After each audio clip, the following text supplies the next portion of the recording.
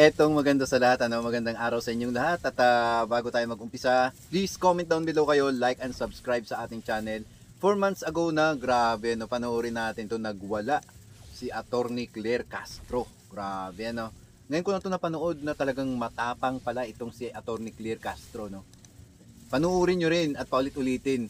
Tignan nyo ng mabuti kung gaano katapang itong si Attorney Claire Castro. Eto, panoorin natin. Ano? Alam natin, ma'am, na maraming fake news. Kasi, ma'am, may fake news po ba yung kumakalat na video nyo regarding dun sa umano'y pagwawala nyo sa Maganda yan. Yes. Maganda yan. Oh, and... Eto na.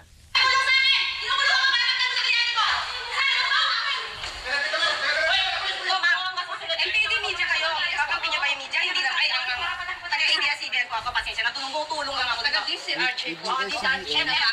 Walang... ABS-CBN siya, pero yung radyo niya, DZ, ano yan? Ano yung sabi niya? Ano yung sabi? DCRJ po. DCRJ.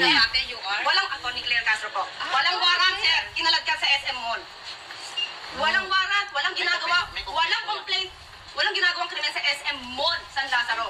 Para kalat ka rin. Walang complaint pinapakita. Oo nga. Sa Attorney Claire, you are the... Kasi walang walang warranty, bakit tinuli? Ayun ang mali, no? Tsaka walang complaint, bakit tinuli? Ano, suspect lang, ganon? Pwede bang hulihin yun na walang warrant? Grabe naman, hindi binasahan. Diba? Mali naman yun. Ang cellphone ni Jackson, nagulat po kami, walang warrant. May text po sa amin yung babae na magkita sila sa mall para pag-usapan ang bata. Tapos papahuli. Bakit sila agad nandoon? Frame up? Oo. Opo. Frame up ba to? Ba't kayo lahat nandoon? Walang tao dito. Pwede mabaliktad, no? Kasi i-frame up, pumunta doon para hulihin, walang warrant. Frame up, pwede siya mangyari nun, no? Tao dito na pumunta kami. Dahil nandun nga po kami sa follow-up operation. Follow-up? Yung complaint ko, ma'am, hiningi mo, sabi mo sa akin, confidential. Walang complaint. Paano follow-up? Confidential, ma'am, kailangan mo lang kung yung reklamo sa akin, ma'am. Ano yan? Anong case number? Iba pa yung pangalan yung kaso. Tapang, no? File pa lang ang kaso. Iniimbestigahan pa lang. Iba, file pa lang ang kaso para huligan. Walang warrant of arrest. Walang warrant of arrest. Sir, walang warrant of arrest to. Ma'am, dali lang, Sir, walang complaint. dali lang po. Pakita niyo muna sa akin. Huwag kang sa kliyente. Ay, kasalanan ko.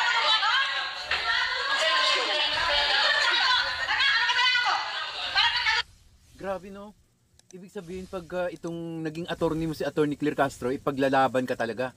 Tapang pala talaga, no? Ganun pala. Ganun pala ito magalit si Attorney Claire, no? Ipaglalaban talaga ang kanyang kliyente, no? Kasi nga, wala namang kasalanan doon na, walang warrant. Tapos kung may warrant, sige, hulihin. Pero, ang ginawa, pinatawag doon nagkita sa mall, tapos doon hinuli, frame up. No, grabe. Nilagyan ng butas.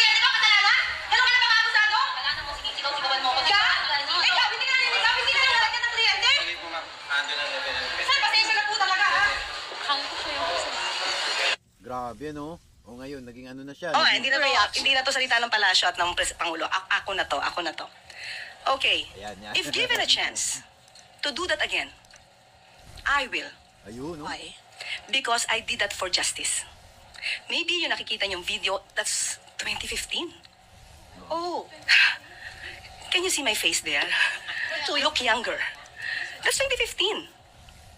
Okay, why nila pinapalabas to? And splice.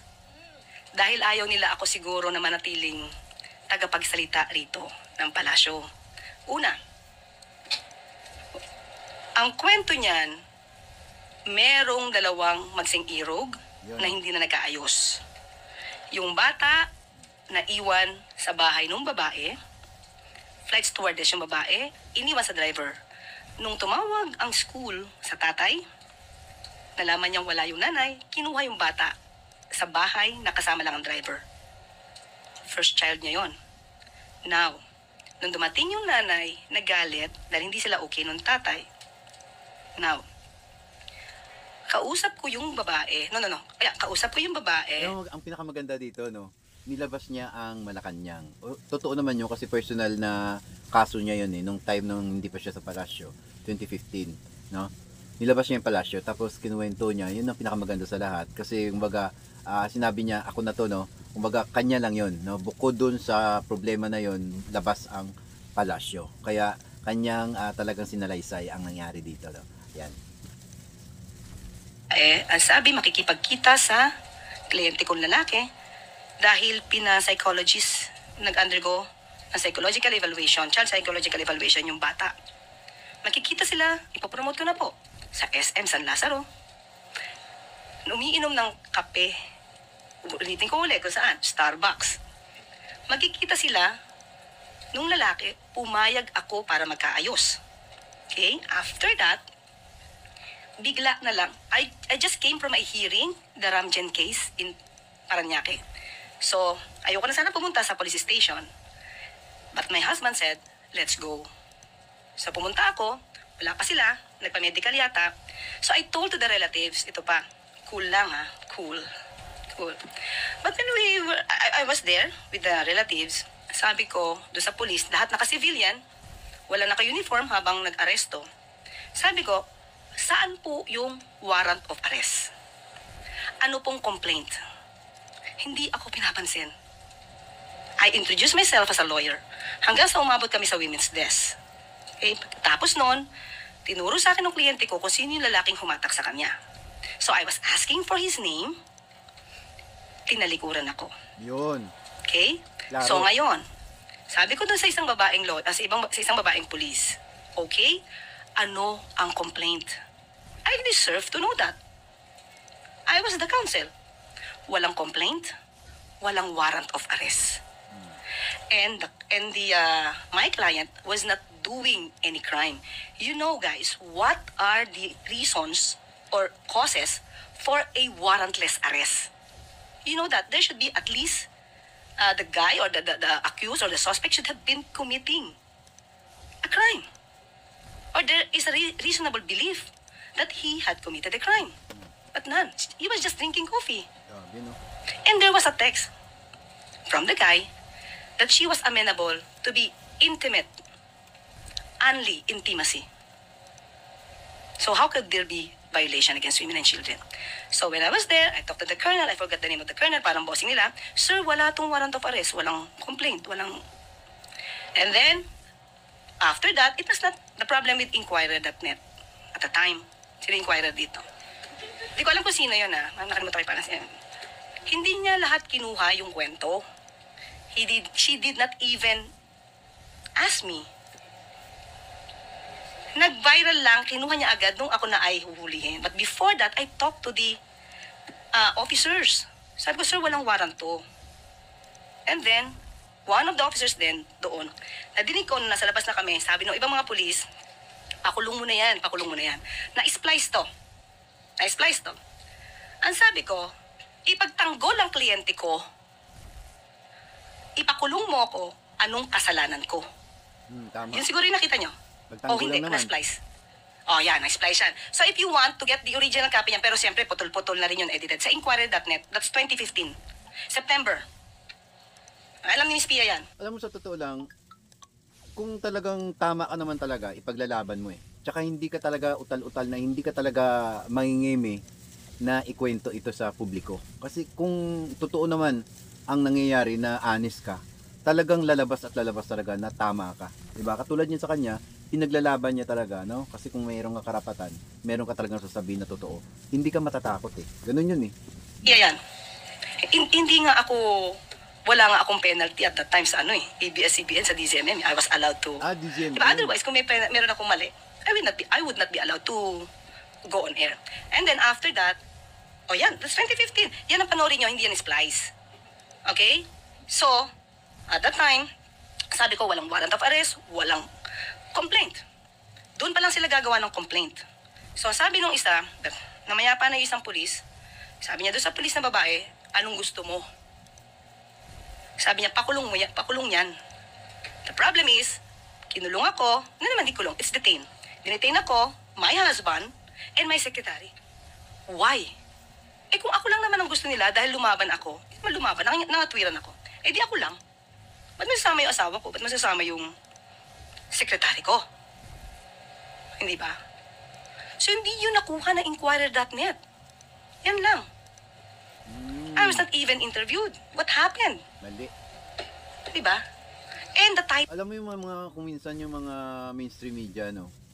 tinatago din nila, pinuputol-putol nila para naman maano ka, mailagay ka sa alanganin, sa mali, no, 'di ba?